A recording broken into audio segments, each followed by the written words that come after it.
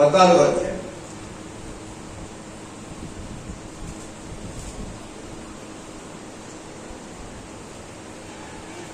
14వ అధ్యాయము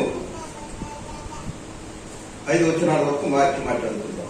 విశ్రాంతి దినమున ఆయన భోజనం చేయుటకు పరిశీల అధికారులు ఒకరింటికి వెళ్ళినప్పుడు ఆయన ఏమి చేయనో అని వారాయనను కనిపెట్టుచుండిరి. అప్పుడు ఆయన ఎదుట ఉండేది. యేసు అందరం గెలుచుకున్నాం. లాస్ట్ వచనం. యేసు విశ్రాంతి దినమున స్వస్థపరచుట న్యాయమా కాదా? ధర్మశాస్త్ర దేశములకు పరిశీలకును అడగగా వారు ఊరుకుండి. అప్పుడు ఆయన వారిని చేరదీసి స్వస్థపరిచి పంపివేసి ప్రార్థన.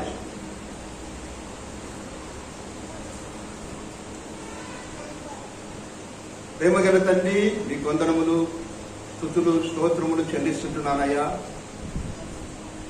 అన్ని నామముల కన్నా హెచ్చైన నామం గల దేవా, సర్వోన్నతుడు, సర్వములకు ఆధారభూతుడు, సర్వలోక రక్షకుడు అయిన ప్రభువా, స్తుతులు చెల్లిస్తుంటున్నాము. నీ మహోన్నతమైన ఘనమైన నామమును బట్టి, నీ యొక్క నామమును బట్టి స్తుతులు చెల్లిస్తుంటున్నాము. గత ఆదివారం నుండి ఈ ఆదివారం వరకు కూడా మమ్మలను క్షేమముగా ఉంచి మమ్మలను నీ కృపలో భద్రపరిచినందుకై స్తోత్రములు.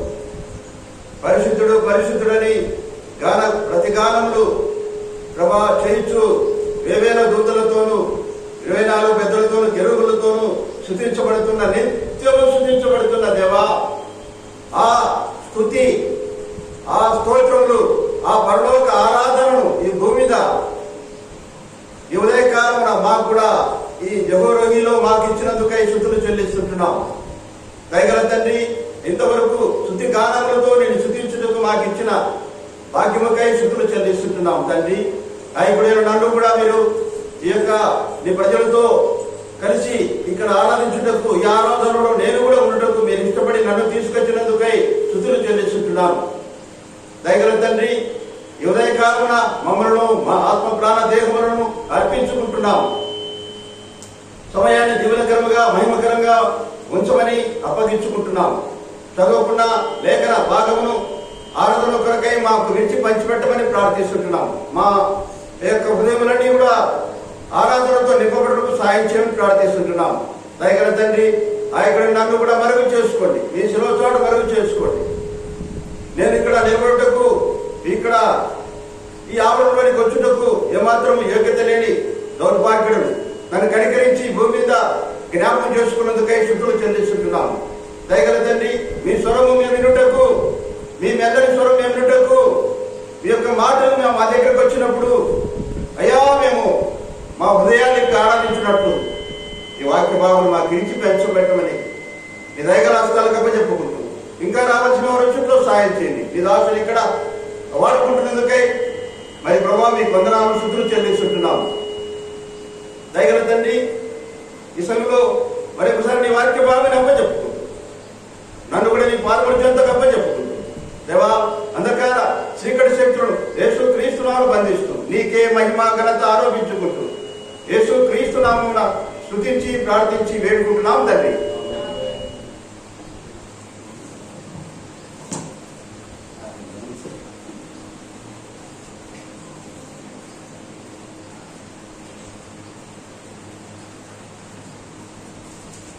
అందరికీ వందనాలమ్మా. Praise lord. చాలా సంతోషం. నేను ఆ పెళ్లికి వెళ్ళాను. మేము జాన్ కుమార్ అని అక్కడ మేము మా క్యాంటీన్లో కలుస్తున్నాం. కానీ మేము అంతగా మేము ఒకరినొకరు ఏదో చూస్తుంటున్నాం. కానీ దేవుడు నిన్న ఎందుకో మమ్మల్ని అక్కడ కలిపి మాటలు మాట్లాడుతుండగా సర్వోన్నతుడు ఈ ఆదివారం ఇక్కడ ఉండాలని తన దాసునితో నన్ను పిలిచినాడు. చాలా స్తోత్రములు. నేను ఆర్మీలో ఉన్నాం, అన్న ఆర్మీలో ఉన్నాం.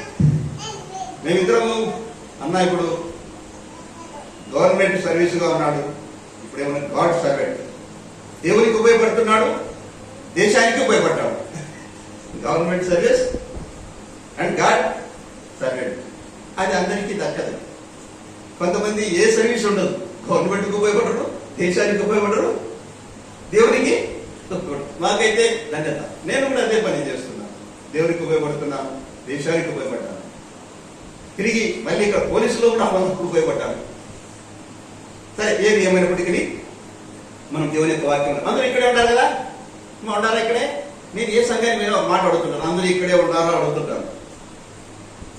అందరూ ఇక్కడే ఉన్నారని ఏం చేస్తానని అడుగుతుంటారు. ఎందుకు అడుగుతానంటే, యేసు ప్రభువు అపవాది ఎక్కడికెక్కడ తీసుకుపోయి కొండకి తీసుకుపోయాడు, ఆ ఊర్లోకి తీసుకుపోయాడు, ఆ పర్వతం మీద తీసుకుపోయి, ఇది నీకు అంత ప్రభునే తీసుకుపోతున్నాడు. నిన్ను నన్ను తీసుకుపోయేది గొప్ప విషయం కాదు. మనం ఇక్కడే ఉంటాం. ఒక ఎగ్జాంపుల్ చెప్తే మీకు అర్థమైపోతుంది. ఒక ఆమె ఈ యొక్క గమనించండి, ఒక ఆమె ఈ వాక్యం విన్నట్టే ఉంది, ఒకటే మనం చూస్తానే ఉంది. కానీ మనిషి ఎక్కడ ఉంది అని గమనించినాడు. ఎవరు? దైవసేవకుడు గమనించి, అక్క అక్క ఎక్కడున్నాను అన్నాడు. అంటేనే అన్నా నేను వాక్యం వింటున్నావా? అది కాదన్నా, నేను ఇంటి దగ్గర మటన్ చేసి వచ్చినాను, ఆ కుండ పైన మూత పెట్టినానా లేదా, కుండ పైన పెట్టాను, మూత పెట్టినానా లేదా డౌట్ వస్తానేమో, పిల్లు లేమని తింటే ఎట్లా అది. ఎక్కడుందిమా మటన్ కాడ ఉంది, మందిరంలో లేదా? ఎక్కడ లేదు, ఇక్కడే ఉంది అమ్మా. కానీ మనసు ఎక్కడుందిమా? ఎక్కడుందిరా? కుండకాడ ఉంది, మటన్ కుండకాడ. అందుకే నేను చెప్తున్నాను, ఏమంటున్నానంటే మనమందరం ఇక్కడే ఉండాలి. ఎప్పుడు మందిరం అయిపోయేంత వరకు ఇక్కడే ఉండాలి. మరి వెళ్ళిపోతాం, 1 గంట లోపల ఇంట్లోకి వెళ్ళిపోతాం. ఓకే, అంతవరకు ఇక్కడికే ఉండండి. ఏమా ఏదైనా పనులు ఉంటే మీ ఆత్మను ఇక్కడికి తీసుకొచ్చుకోండి. మన ఆత్మ ప్రాణ దేహములు అన్ని కూడా ఇక్కడే ఉండాలి. దేవుని వాక్యం వినాలంటే ఇక్కడే ఉంటేనే మనకు అర్థమైంది. లేకుంటే అన్న ఏదో చెప్పినాడు అంటాడు, ఏం చెప్పినాడు అయిపోతుంటే అన్న చెప్పినాడు అంటాడు. ఇది మటన్ కూడా ఇది గుర్తొచ్చాడు. ఇక్కడే ఉందాం. ఏమ్మా ఉండాలక్క? అమ్మ ఉండాలా? ఏమైనా వస్తున్నాడా? ఏమో ఉండాలా? అక్క ఉండాలా? Okay, thank you. వెళ్దాం. సరే, మనం చదువుకున్న భాగంలోకి వస్తాం. ఆరాధించే ముందు ఈ చిన్న సందేశాన్ని మనం విధాం. నన్ను ఒక సంఘానికి ఇక్కడే అంగడి వీధిలో ఆయన కనీసం 3 ఏళ్ళ నుంచి ప్రయత్నం చేసినాడు, ఆహ్వానించినాడు. సరే వస్తాపా బ్రదర్ అండి. సరిపోయిన తర్వాత సంఘం దగ్గర 30 మంది ఒకసారి ఉన్నాడు. సరిపోయినాడు. పోతే అక్కడ ఏమైపోయింది, పోతే అతను భార్య ఇంకా 2 ఉన్నారు అంతే. అప్పుడు ఏం జరిగిందంటే, నేను మీ సేవకుడు అబద్ధం చెప్పినాడండి నాకు అన్నాను. ఏం చెప్పినాడు? అబద్ధం చెప్పినాడంటే, అప్పుడు ఎంతమంది ఉన్నారు? వాళ్ళిద్దరు ప్లస్ 3 ఎంతమంది అవుతారు? 5 మంది అవుతారు. మీ సేవకుడు అబద్ధం చెప్పినాడు నాకు. 5 అంటే బైబిల్లో ఒక మాట ఉంది, ఒక్క మనిషి ఎంతంట ఈక్వల్ టు 1000. ఒక మనిషి ఎంతమందితో సమానం? లేఖనం ప్రకారం 1000 మందితో సమానం. కాబట్టి 5000 మందిని మీరు పెట్టుకొని నాకేం చెప్పినాడు? ఇలా 30 మంది చెప్పినాడు. 5000 మంది ఉండాలయా? ఆ లెక్క వేసుకొని ప్రార్థన చేయి. 5000 కన్నా మించిన సంఘంగా దేవుడు చేయగలడు. ఆమెను చెప్పేసి వర్తమానం స్టార్ట్ చేసినారు. కానీ 1 2 అని కాదు. ఆది కాలంలో దేవుడు 12 మందితో సేవను ఆరంభించినాడు. ఈ పొద్దు ప్రపంచంలో క్రీస్తు భక్తుడు లేనివాడు ఏ దేశం కూడా లేదు. సరే, వాక్యంలోకి వస్తాం. ప్రియమైన వారమా, చదువుదాం. ఇక్కడ ఒక భాగం ఉంది. 2వ వచనం చదవండి గట్టిగా. చదవగలిగారంటే చదువుతారా? జలోదర ఒకడు ఆయన ఎదుట ఉండేను. ఎవరున్నాడట? యేసుడు ఎదుట ఎవరున్నారు? జలోదర అనే రోగం గల ఒకడు యేసుడు ఎదుట ఉన్నాడు.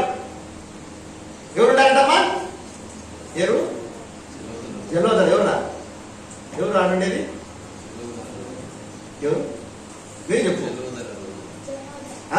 చెప్పాలా? నేను ఎందుకు అడుగుతా అంటే నేను ఇక్కడ ఉన్నావా లేదని నేను హెచ్చరించలేదు. నేర్చుకునే దానికి అయితే మిమ్మల్ని అడిగే, లేకపోతే మిమ్మల్ని అడగండి, నాతో చెప్పుకుంటూ పోతాక. కాబట్టి ఇక్కడ ఎవరుంటాడు? యేసుడు ఎదుట జలోదర అనే రోగం గల వ్యక్తి అక్కడ ఉన్నాడు. చదువు. ఆ, విశ్రాంతి దినమున ఆ, స్వస్థపరచుట న్యాయమా కాదా అని ధర్మశాస్త్రోపదేశకులను పరిశీలనను అడగగా వారు ఊరుకుండేది. అక్కడ వాళ్ళను అడుగుతున్నాడు, అరే ఈ రోజు విశ్రాంతి దినం కదా, ఈ రోజు స్వస్థపరచుట న్యాయమా కాదంటే వాళ్ళు ఊరుకున్నాడు. ఏం చెప్పినా ప్రభుత్వ ఇబ్బంది, ఆయన కరెక్ట్ జవాబు చెప్తాడు, మనం చెప్పలేము అన్నట్టుగా వాళ్ళు సైలెంట్ అయిపోయినారు. ఎందుకంటే అక్కడ జలోదర అనే ఒక రోగం గల వ్యక్తి ప్రభు దగ్గర ఎదుటున్నాడు కాబట్టి వారిని బట్టి ఆ మాట అన్నాడు. అన్నప్పుడు వాళ్ళు ఊరుకున్నారన్నమాట. అయితే ఎక్కడ జరిగింది చదవండి. అప్పుడు ఆయన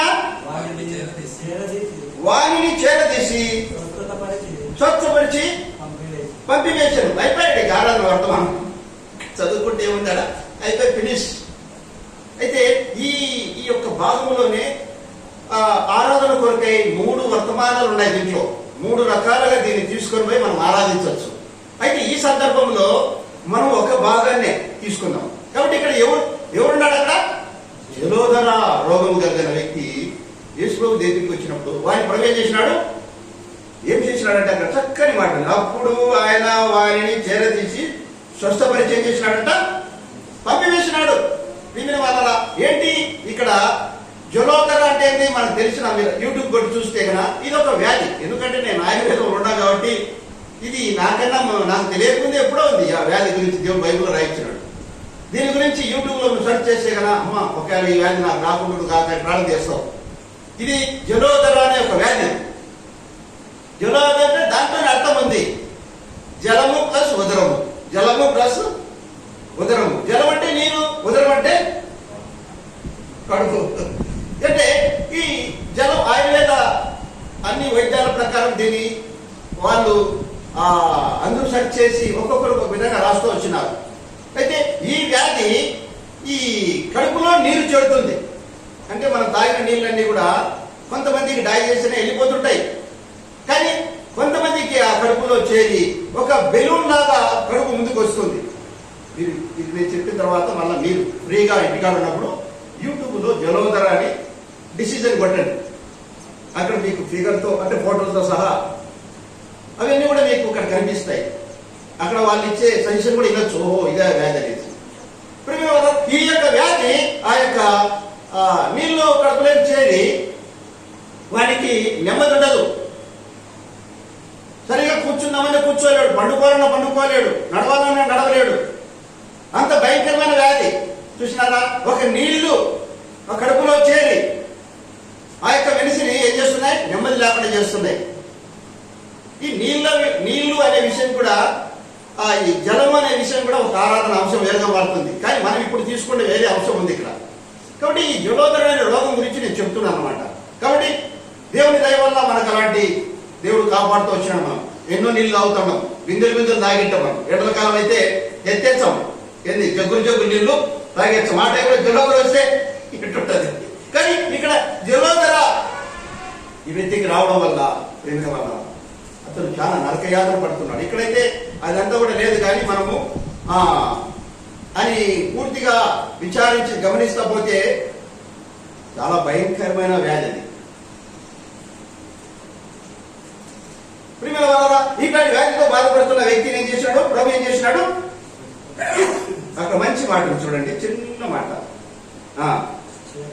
అప్పుడు ఆయన ఆనించదు, అప్పుడు ఆయన వారిని చేరదీసి స్వస్థపరిచి పంపివేసి. చాలు, ఎంత మంచి మాట చూడండి, ఎంత చిన్న మాట, చిన్న మాట. అక్కడ ఏముందంటే అప్పుడు ఆయన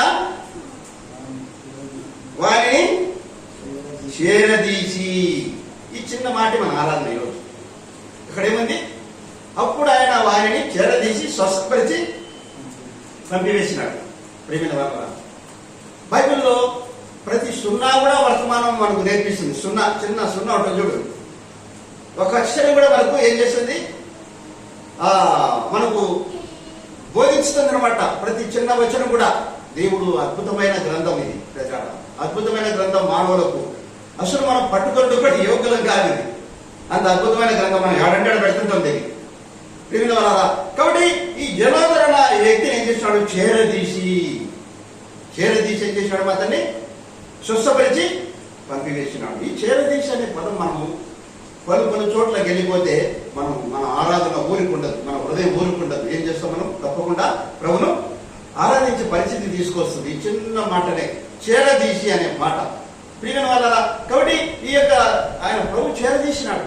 నిజంగా ప్రభుయే చేరదీసుకుంటే వారికి ఏ మందులు పనిచేయవు, ఏ వైద్యుడు అతనికి నయంగా చేయలేడు. ప్రభు యొక్క వాణి ప్రభు ఎదుటికి వాడు వచ్చుట వల్ల ప్రభు వాని యందు వాని కనికరించి వాని ప్రేమించి ఏం చేసినాడు? చేరదీసి. కానీ చేరదీయాలంటే వారి మీద దయ కనికరములు ప్రేమ పుడితేనే తప్ప ఎవరిని కూడా చేరదీయలేరు. నాకెందుకులే అన్నట్టుంటారు. కానీ ప్రభు చేరదీసినాడు వారి పరిస్థితిని గమనించి. సమస్తం కలిగిన దేవుడు ఎప్పటి నుంచి వ్యాధి వచ్చింది, ఎప్పటి నుంచి యాతన పడుతున్నాడని గమనించిన దేవుడు ఆ ప్రభు ఏం చేసినాడు? వాడిని చేరదీసినాడు. ఏం చేసినాడమ్మా? చేరదీసినాడు. చేరదీసి అనే పదాలకు చాలా అర్థాలు వస్తాయి. పర్యాయ పదాలు దండిగా ఉంటాయి. పర్యాయ పదాలు ఏముంటాయని చేరదీసి, దరికి చేర్చి, స్వీకరించి అనే పదాలు ఇవన్నీ కూడా ఏమైతే మనకు అర్థాన్ని చూపిస్తాయి బైబిల్లో. దీనికి ఒక ఎగ్జాంపుల్ గా మనం ఒకటి తీసుకొని ప్రభు ఆరాధనలోకి మనం వెళ్దాం. రండి, ఎస్తేరు గ్రంథం.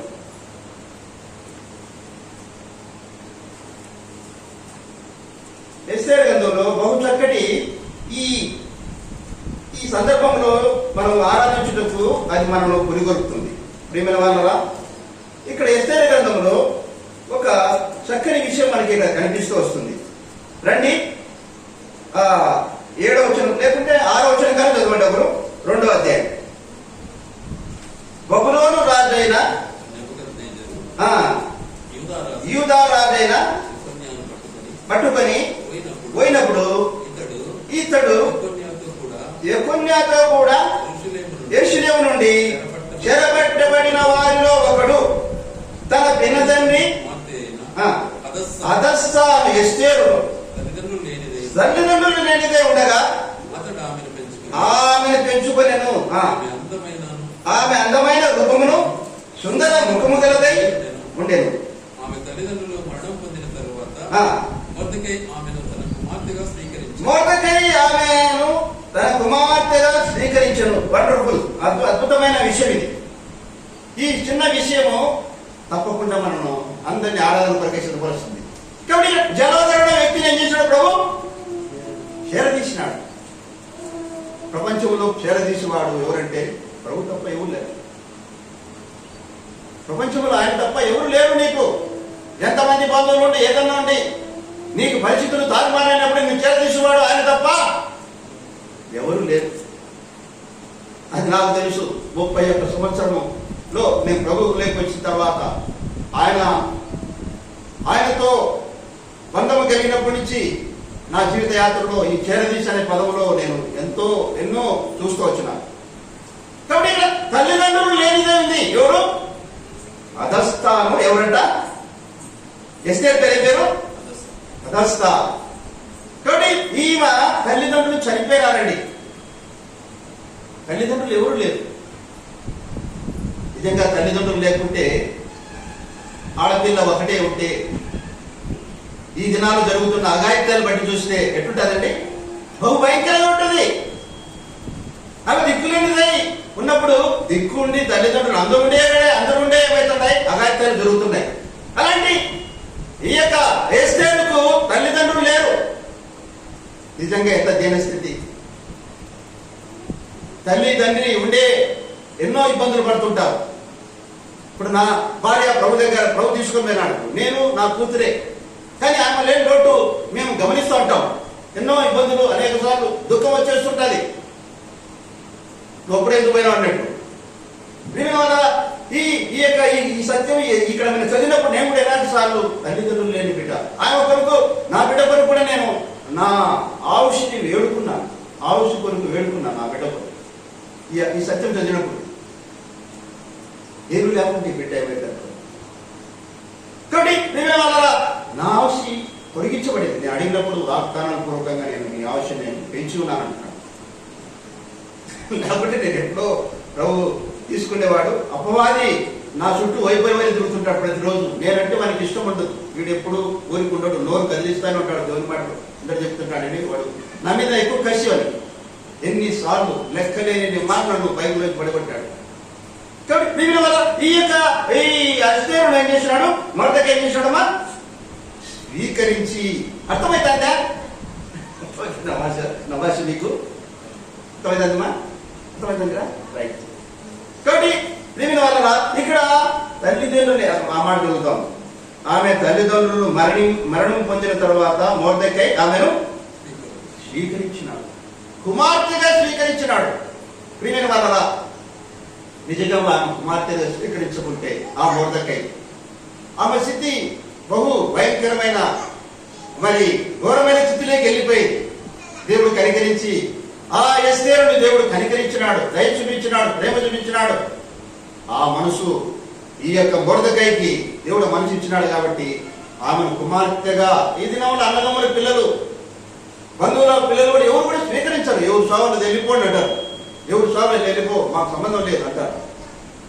కొంతమంది ఆ యొక్క బిడ్డలను ఇంట్లో పెట్టిపోతే ఆ యొక్క కూతుర్ని ఇచ్చిపెట్టి వేయాలనుకోండి, చనిపోయినారు అమ్మ నాయన, ఒకవేళ వాళ్ళ పెద్ద ఆయన వాళ్ళ చిన్న ఆయన చేర్చుకొని సాగుతున్నారు అనుకోండి. ఆ పిల్ల ఇంట్లో వాళ్ళు బాధ్యతలు ఆ యొక్క ఖర్చులు ఇవన్నీ భరించలేక మీ నాయన మీ అమ్మ చనిపోయింది, మా ఇంటి ఇచ్చిపోయినాడు అంటారు అన్నారా అని వాళ్ళు ఎంతో మంది ఉంటారు. ఇది జరుగు మన కళ్ళ ముందర జరుగుతుంటాయి. వాళ్ళ అమ్మ నాయన లేరు కానీ వాళ్ళ చిన్నమ్మ చాలా హింసిస్తా అంటది అంటుంటారు. చూసినారా? అయితే మనకు కూడా కొత్త అనిపిస్తుంది. తిరిగినారా మీ అమ్మ నాయన మా మీద బరువు వేసిపోయినారు. చూసినారా? కానీ మొర్దెకై అలాంటి పరిస్థితి లేకుండా ఆమె స్వీకరించినాడు. ప్రియమైన వాళ్ళ మొర్దెకై స్వీకరించుడే కాకుండా ఎప్పుడైతే స్వీకరించినాడో ఒక అద్భుతమైన ఆ ప్రాంతంలో ఏం జరిగిందంటే ఒక ఆ యొక్క పెళ్లి సూపుల సందడి జరిగింది. పెళ్లి సూపుల సందడి ఎవరికి? అహేశ్వరోస్ రాజుకు. ఎవరికమ్మా? అహేశ్వరోస్ రాజుకు పెళ్లి సూపుల సందడి జరిగింది. అది దేశంలో ఉన్న మన దేశం నుంచి కూడా పోయినారు. ఎందుకంటే కన్యకలుగా అక్కడ రాయబడుతుంది. ఎందుకంటే మన దేశాన్ని కూడా ఆయన ఏలినాడు. మొదటి అధ్యాయంలో మొదటి దేశంలో ఉంది, మన దేశం కూడా ఉంది. అక్కడ అంతమంది కన్యకలు పోయినారు. రాజులు కన్యకలు కావాలా, రాజు మెచ్చుకుంటారో వారు ఆయనకు రాణిగా అనగా ఆయనకు భార్యగా ఉంటారని 1 year 6 నెలలు వాళ్ళకు కావాల్సిన తిండి, వాళ్ళకు కావాల్సిన వస్త్రం, కావాల్సిన రకరకాలు ఏం కావాల్సిన ఇష్టొచ్చినారు. నేను షార్ట్ కట్ చెప్పేస్తున్నాను. ఆ యొక్క ఆ రాజుకు పెళ్లి సంబంధముగా అంతమందిని పిలిచినారు. దేశంలో ఉండే వాళ్ళని అందరిని పిలిస్తే సంవత్సరం వాళ్ళు 12 నెలలు సిద్ధపడ్డారు. వాళ్ళకు కావాల్సిన ఏర్పాట్లు, వాళ్ళకు భవనాలు ఇచ్చి అక్కడ ఉండి తినండి, మీకేమి ఇష్టం వచ్చినా తినండి అని అక్కడ వాళ్ళు జరుగుతూ వచ్చింది అనమాట. ఇక్కడ మనం గమనిస్తే ఇక్కడ 11 చదువుకునేటప్పుడు మరియు అంతఃపురములో నుండి రాజు ఇంటిలోనికి వెళ్ళవలసిన సమయమందు ఆమె ఏమి కోరునో అది అట్టి స్త్రీకి ఏమి కోరునంటే కొంతమంది పెళ్లి అయితే అయింది కాకుండా పోయింది, రాజు మెచ్చుకుంటే లేకుంటే మెచ్చుకోకపోయి ఇదే చాంతనం చేసినారు. కొంతమంది అదే పనిగా కూడా వచ్చింటారా వచ్చి ఎంజాయ్ చేసినారు. 6 నెలలు 12 నెలలు ఏమి కోరితే ఇచ్చినాడు. నాకు చికెన్ కావాలా, అక్కడ ఏగైనా కావాలి, నాకు చికెన్ కావాలి, నాకు ఈ సీర కావాలి, నాకు ఇలాంటి బట్టలు కావాలి, నాకు ఇలాంటి పాండ్స్ కావాలి, నాకు ఇది ఏంది ఆ దినాలు సంతులు గింతులు లేవనుకోండి, ఆ దినాలకు సంబంధించిన సుగంధ ద్రవ్యాలు వాళ్ళు కోరుకున్నట్టుగా ఉంది. ఇలాంటి పరిస్థితుల్లో ఒకరోజు మొర్దెకై దగ్గర కూతురుగా పెరుగుతున్న, క్రమశిక్షణలో పెరుగుతున్న ఈ యొక్క ఎస్తేరు ఆ యొక్క కన్యకల్లో ఈమె కూడా 12 నెలలు సిద్ధపడింది. ఆ తర్వాత ఏం జరిగింది? 10వ వచనం, ఎస్తేరును చూచిన వారందరికీ ఆమె యందు దయ పుట్టెను.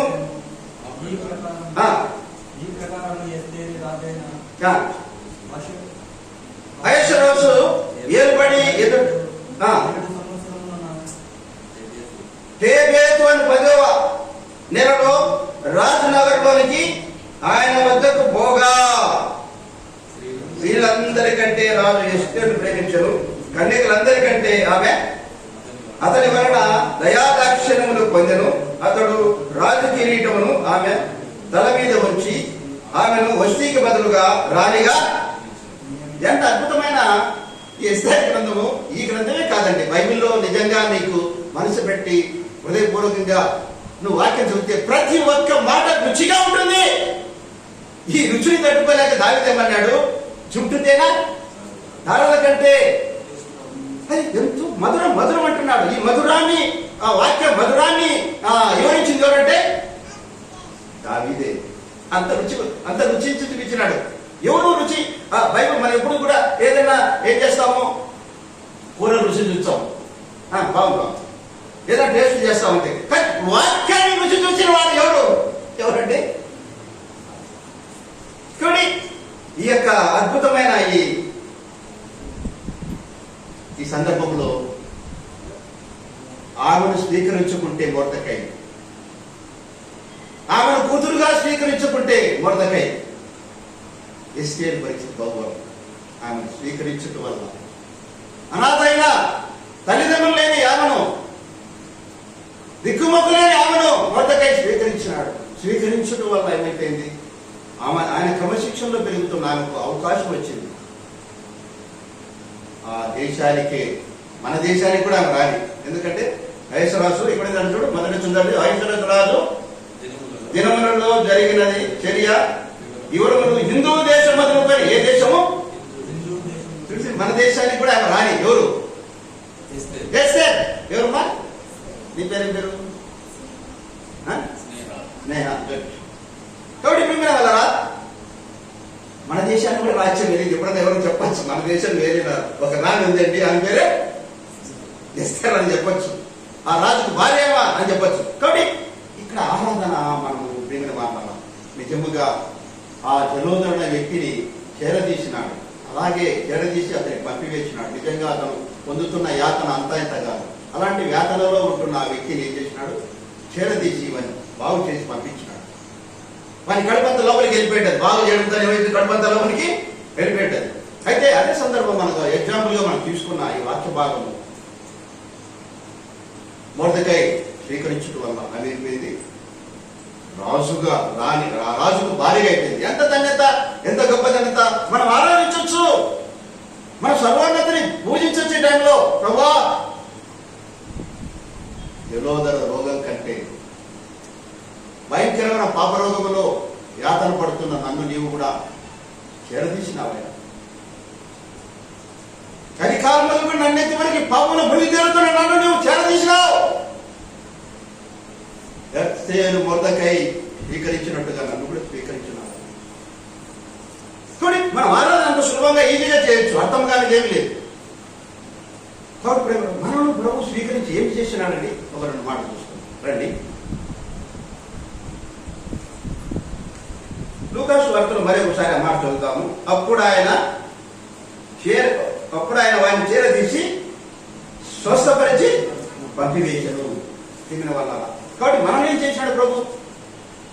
ఎఫ్ఎస్సి పత్రిక 1వ అధ్యాయము 5వ వచనంలోకి వస్తే ఏముంది అంటే, చదవండి ఒకరు గట్టిగా. ఎఫ్ఎస్సి పత్రిక 1వ అధ్యాయం 5వ వచనం. ఎట్లనగా తన ప్రియుడియందు తాను ఉచితంగా అనుగ్రహించిన తన కృపా మహిమకు కీర్తి కలుగునట్టు తన చిత్త ప్రకారమైన దయా సంకల్పము చొప్పున. ఏముంది అక్కడ? ఏముంది? దయా అంటే చేరదీయడము, కరుణించడము. దయా సంకల్పం చొప్పున యేసు క్రీస్తు ద్వారా కుమారుడుగా స్వీకరించుటకై. ఏముందమ్మా? కుమారుడుగా స్వీకరించుటకై మనలను ముందుగా తన కోసము నిర్ణయించుకుని మనము తన ఎదుట పరిశుద్ధులను నిర్దోషములని జగత్తు పునాది వేయబడక మునుపే ప్రేమ చేత ఆయన క్రీస్తులో మనలను ఏర్పరచుకుని. ఎంత గొప్ప ధన్యత! జలోదరణ వ్యక్తిని చేరదీసి చేసిన ఆ ప్రభు కృపలో మనందరినీ కూడా సమకూర్చుకున్నాడు. కుమారుడుగా ఉండేదని స్వీకరించినాడు. ఈ యొక్క కుమార్తెగా స్వీకరించినట్టు మొర్దెకై ఎలా చేసినాడు? ఆ సర్వోన్నతుడు జగత్ పునాది వేయబడక ముందే ఈ రోజు మనం ఇక్కడ కూర్చున్నామంటే, ఇక్కడ ఒక బిల్డింగ్ రావాలా, ఇక్కడ ఆరాధన స్థలం జరగాల, ఇక్కడ మనం అందరం ఆరాధించాలి. జగత్ పెనాది వేకుడి ముఖ్య సైనికపురిలో ఇక్కడ యెహోవా ప్రార్థన మందిరం ఉండాలని ఉంది, లేకుంటే ఉండదు. అవునా కాదా? జగత్ పునాది వేయబడికేది ఉంది.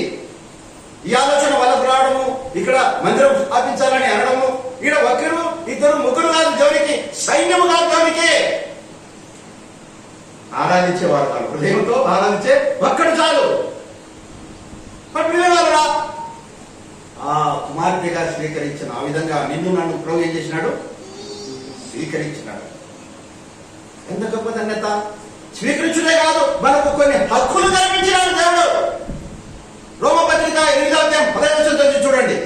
రండి, రోమపత్రిక త్వరగా 8:15.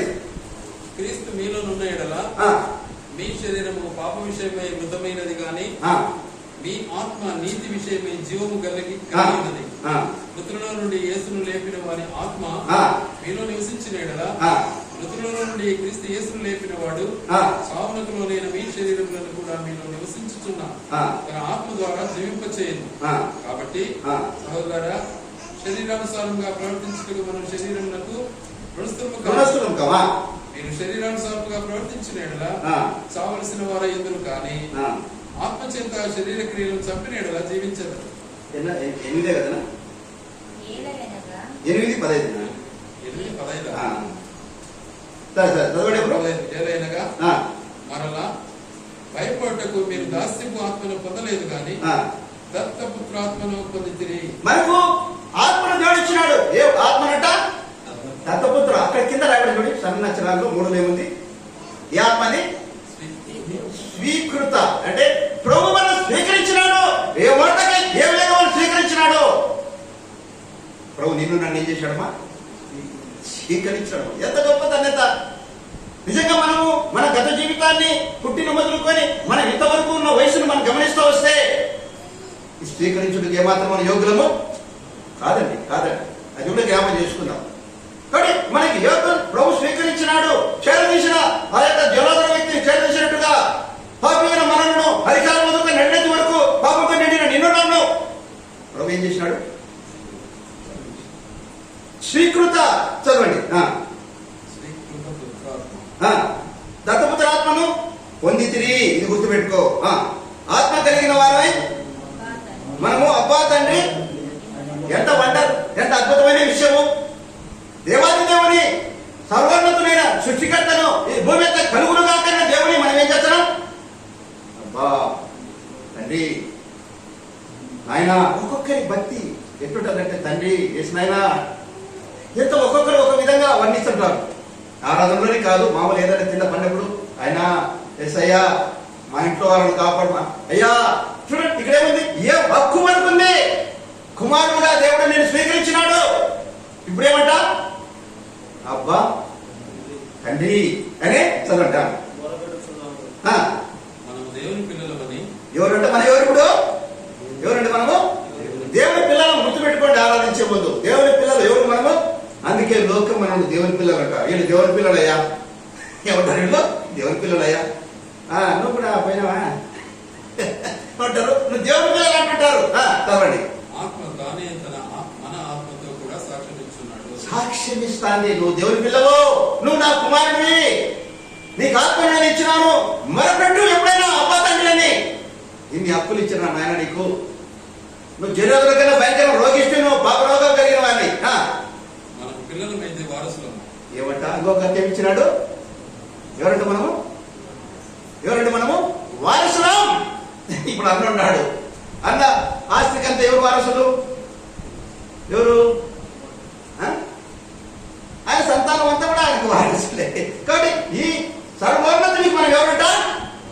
వారసులు. ఇది గుర్తుపెట్టుకో. ఈశ్వరంను ఆశామాసిగా నమ్ముకున్నాలే, పోతున్నాలే, జహోవాకి పోతున్నాలే, వస్తున్నా అనుకోవద్దు.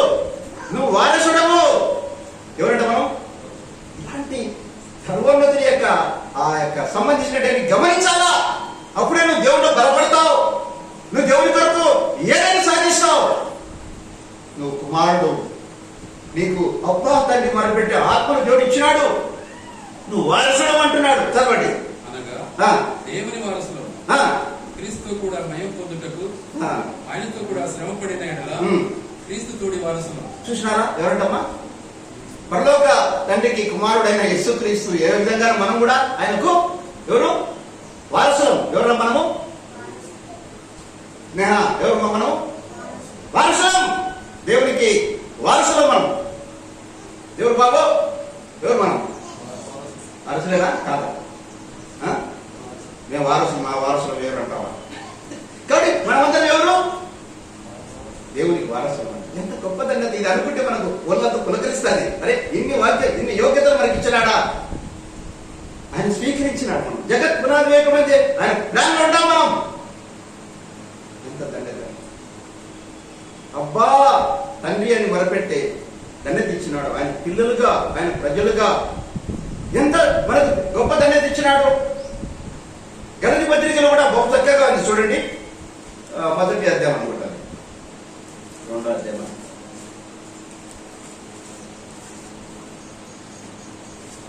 రెండో అధ్యాయం, నాలుగో అధ్యాయం, 6వ వచనం చదవండి.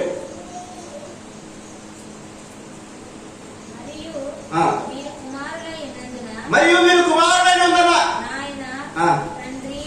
అని మొరపెట్టు తన కుమారుని ఆత్మను దేవుడు మన హృదయంలోనికి పంపెను. ఎంత వండర్ఫుల్ మాటలు పెట్టండి నాయన తండ్రి. మనం అనేక ప్రతి ఒక్కరు కూడా ఈ పదం వాడతారు, నాయన తండ్రి. ఈ మాటలు అనుకుంటే మీకు ఎలా ఉందేమో కానీ నాకైతే మా తండ్రిని పిలుస్తా అంటే ఎట్లో సర్వోన్నతిని పిలిచే ఎంత భాగ్యం ఇచ్చాడు మనకు. ఇట్టి మాటలతో మనం ఆరాధిస్తాం. నిజంగా ఇన్ని యోగ్యతలు మనకు దేవుడు ఇచ్చినాడంటే ఈ యోగ్యతలు యొక్క ముందు మనం ఎవరు? బైబిల్లో రాబడతాను యెషయా గ్రంథంలో అరికాలు చదవండి. యెషయా గ్రంథం మొదటి ఇన్ని కుమారులుగా స్వీకరించినాడు, ఆయన పిల్లలుగా స్వీకరించినాడు. ఇంకేం చేసినాడు? ఆయన మనకు ఆత్మను సంచుకలుగా ఇచ్చినాడు. ఇన్ని చేసిన ఈ ప్రభువుకు మనం ఎలా ఉన్నాము చూడండి.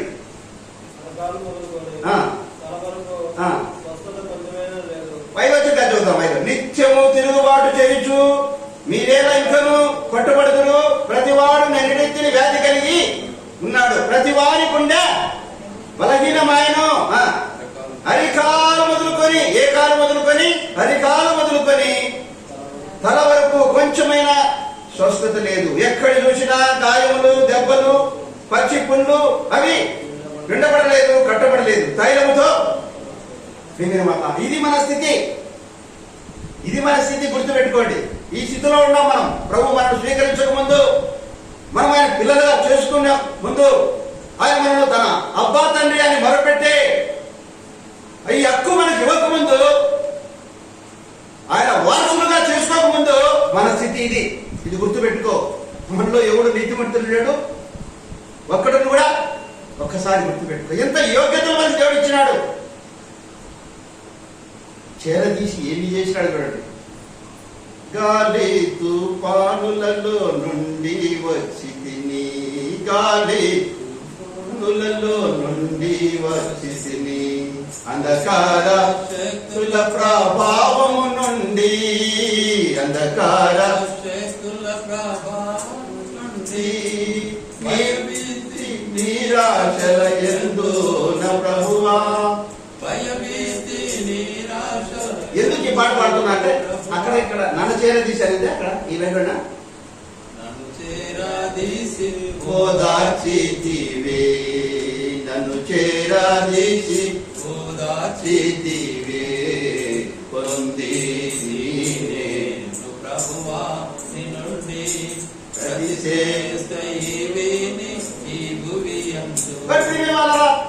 ప్రభు చేరదీసి వారిని పంపివేసినట్టుగా ఆ భయంకరమైన జలోదర వ్యాధి గల వ్యక్తి కన్నా భయంకరమైన పాపంతో నిండి ఉన్నాం. వారి కడుపు నిండి ఏమి నిండి ఉంటాయి?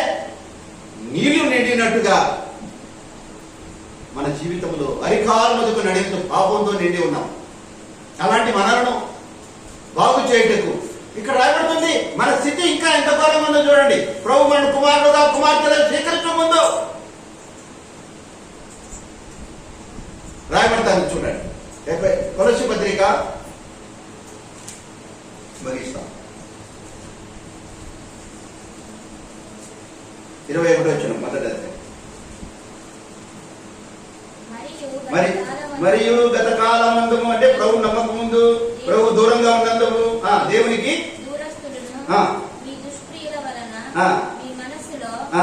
విరోధ భావం గలవారై ఉండి చూసినారా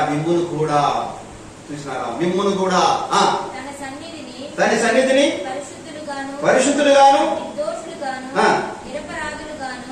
నిలువబెట్టుటకు ఆయన మాంసయుక్తమైన దేహమందు మరణము వలన ఇప్పుడు మిమ్మును సమాధానపరచెను. సర్వోన్నతుడు ఈ లోకానికి రావాల్సి వచ్చింది. నిన్ను నన్ను ఈ ఘోరమైన పాప జీవితంలో ఉన్న మనను విమోచించుటకు, దేవునికి విరోధమైన భావంతో జీవిస్తున్న మనను, దేవుడు అంటే తెలియక దూరంగా మనను చక్కబెట్టుటకు, సరిచేయుటకు, దేవునితో సమాధానం ఆ ప్రభు ఈ లోకానికి వచ్చుట వల్ల ఆయనతో మనం ఏమైనా ఇప్పుడు ఏమిటంట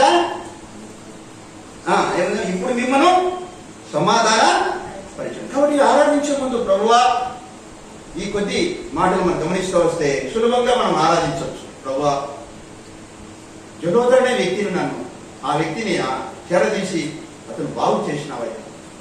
అంతకన్నా భయంకరమైన పాపలోకముతో ఉన్న నన్ను కూడా మీరు స్వీకరించినారు. ఎలా? మొర్దెకై ఎస్తేరును స్వీకరించి తన బిడ్డగా స్వీకరించినట్టుగా, దిక్కుమొక్కు లేని ఆ బిడ్డను స్వీకరించినట్టుగా నన్ను కూడా స్వీకరించావయ్యా. స్వీకరించడం వల్ల ఆమె మహారాణి అయిపోయింది. కానీ అంతకన్నా ఎస్తేరు కన్నా నాకు గొప్ప భాగ్యం ఇచ్చావు. అబ్బా తండ్రి అని భాగ్యము నాకు ఇచ్చావు. నీ కుమారునిగా స్వీకరించావు, నీ పిల్లలుగా స్వీకరించావు, నీ యొక్క వారసులలో నన్ను చేర్చినవయ్యా. నీ కొందనాలు ఇంకా చాలా ఉంటున్నాయి. ఆయన పరలోకంలో మనకి ఏమిచ్చాడట? హక్కు. ఏమిచ్చాడు? మనకు హక్కు ఉంది. ఈ భూమి మీద నీకు రేషన్ కార్డు, ఏ కార్డు లేకపోయినా పర్వాలే, పరలోకంలో నీకు ఏముంది? ఎప్పుడైనా సరే నీకు హక్కు ఉంది. అక్కడ ఇక్కడ అమెరికాలో హక్కు కావాలంటే ఏ కార్డు ఇస్తారు? ఏ కార్డు ఇచ్చారండి? Green card. ఏ కార్డు అమ్మా? అమెరికాలో నువ్వు శాశ్వతంగా ఇతను అక్కడ పౌరహక్కు కావాలంటే ఏ కార్డు ఇస్తారు? Green card. ఏ కార్డు కదా? గ్రీన్ కార్డు ఇస్తారు. కానీ పరలోకంలో యేసు క్రీస్తు ద్వారా ఆ హక్కును పొందుతావు. ఎన్ని హక్కులు ఇప్పుడు ఇచ్చినా వారసులు ఆరాధిస్తామా మనం? చూడండి, ఈ వాక్య భాగాన్ని మనం జ్ఞాపకం చేసుకుంటూ మనం ఎంత ఘోరమైన పాపమో చూడండి. ఎఫెసీ పత్రికలో మొదటి అధ్యాయంలో చూడండి, అది చూసుకొని మనం ఆరాధిస్తాం. ఎఫెసీ పత్రిక మొదటి అధ్యాయం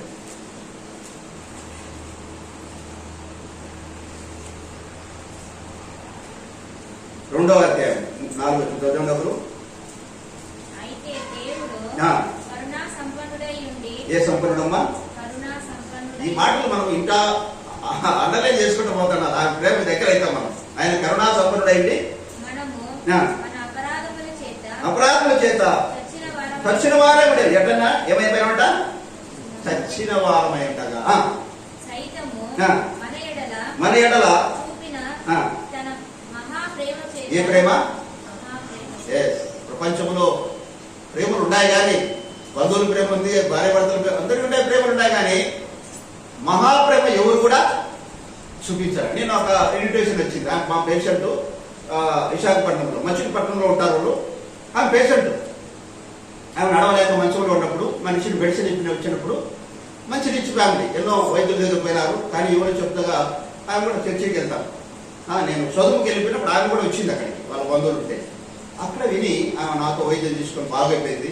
ఆమె నేను ఒక ఫోన్ చేసి ఏమన్నది, నా కూతురిది జూలై 1వ తేదీ పెళ్లి ఉంది, మీరు తప్పకుండా రావాలా, మీరు తప్పకుండా రావాలా, మీరు తప్పకుండా రావాలా, మీరు రాకుంటే బాగుండదు, మీరు రావాలంటుంది. చూడండి, ఆమె నా బంధువు కాదు. ఆ మాటల్లో నేను వాయిస్ పెట్టినాను. మా బిడ్డ అంటుంది, మా కూతురు మా బిడ్డ అంటుంది, ఏంటి డాడీ ఇంత ప్రేమ? ఏ బంధువు కూడా మనం ఎవరు కూడా ఇచ్చలేదు. పెళ్ళికి రండి, అత్తాను అందరూ రండి అని ఇచ్చేసి వెళ్ళిపోతారు. కానీ ఆమె పెళ్లి పత్రిక దాంట్లో వాట్సాప్లో పెట్టి అంత ప్రేమకు పిలుస్తాను. నేను ప్రేమ నాకు ఈయన బాగు చేసినాడనేమో ప్రేమ. నేను నడవలేని ఉన్న నాన్ను ఈయన నాకు వైద్యం ఇచ్చినాడని ఆమె ప్రేమ. చూడండి, అన్న అంటుంది. ఆమె అన్న అనేప్పుడు నా మనసు పులకరిస్తుంది. అంత ఆ వాయిస్ కొంతమంది అట్లుంటాయి. అట్లా ఇక్కడ ఏం చూపించినట్ట? మహాప్రేమ. ఏంటంటే చదవండి. క్రీస్తు కూడా అనికి మానవడం అరికా మొదలుకొని అంటే పాపం ఉంటుంటారు. అంత భయంకరమైన పాపలు మన దేవుడు అనుకున్నాం. మహాప్రేమ చేత క్రీస్తు కూడా మనం ఏం చేశాడమ్మా? ప్రభుని ఆరాధిస్తామా? కాబట్టి ప్రియమైన వాళ్ళ ఈ యొక్క జలోదరణ వ్యక్తిని చేరదీసి పదం వాడుకోవాలి. నన్ను చేరదీసినావా, నువ్వు చేరదీసుకుంటే నేను ఈరోజు ఇక్కడ కూర్చుంటాను కాదు, నీ ప్రజల్లో నేను ఉండేవాను కాదయ్యా. లోకంలో నాశనం అయిపోయి నశించి మట్టిలో కలిసిపోవచ్చు, నన్ను చేరదీసినావయ్యా. నీ ప్రేమ ఎంత గొప్పదయ్యా. ఎస్తేరును మొదటగా స్వీకరించినట్టుగా నన్ను స్వీకరించావయ్యా. ఎస్తేరు రానింది, అంతకన్నా భాగ్యం నాకు ఇచ్చావు. నా కొరకు బలి అయ్యావు, నా కొరకు వచ్చావు. దేవుడంటే తెలియదు నాకు, నా కొరకు ఈ లోకానికి వచ్చావు. నా కొరకు నాకు బదులుగా నువ్వు బలి అయ్యావు నాయన. నా కొరకు బలి అయ్యి మరణించి తిరిగి లేచావు.